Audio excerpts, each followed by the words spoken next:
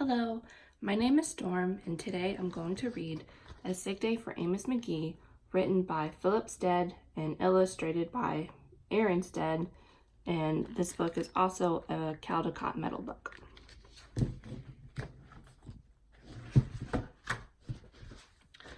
Amos McGee was an early riser. Every morning when the alarm clock clanged, he swung his legs out of bed and swapped his pajamas for a fresh pressed uniform.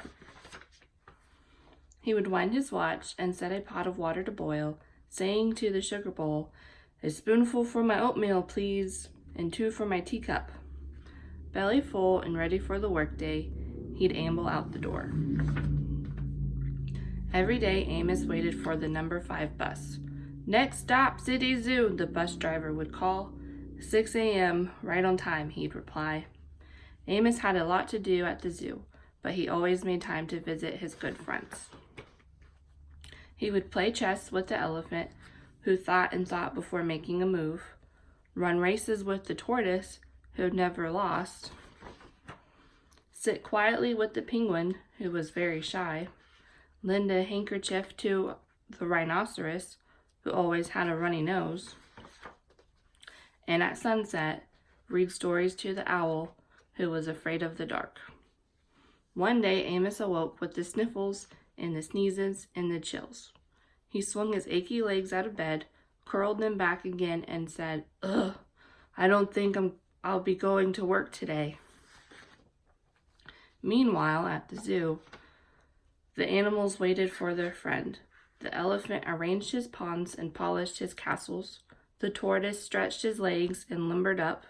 The penguin sat patiently all by himself. The rhinoceros worried that his allergies were worsening. The owl perched atop a tall stack of storybooks, scratching his head with concern. "Where is Amos?" the animals wondered. Later that day.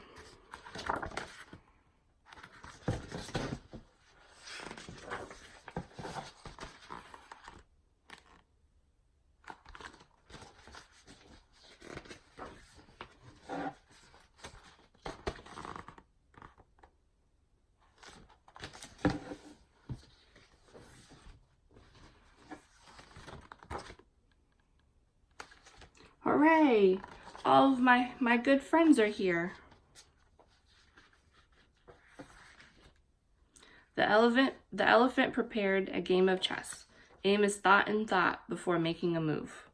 "I'm too tired to run races today," said Amos to the tortoise. "Let's play hide and seek instead." The tortoise hid inside his shell. Amos hid beneath the covers. Amos yawned. "I could use a nap." The penguin sat quietly, keeping Amos's feet warm. "Achoo!" Amos awoke with a sneeze. The rhinoceros was ready with a handkerchief. "I'm beginning to feel much better, thank you," said Amos to his friends. He swung his legs out of bed. "Perhaps we'll share a pot of tea." Amos wound his alarm clock. "It's getting late," he said. "After all, we have a morning bus to catch."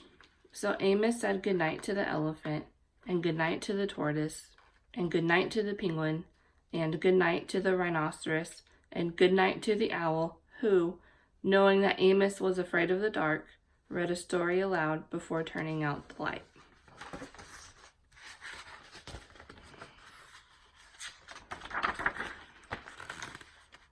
The end. Thank you for listening, and thank you for watching.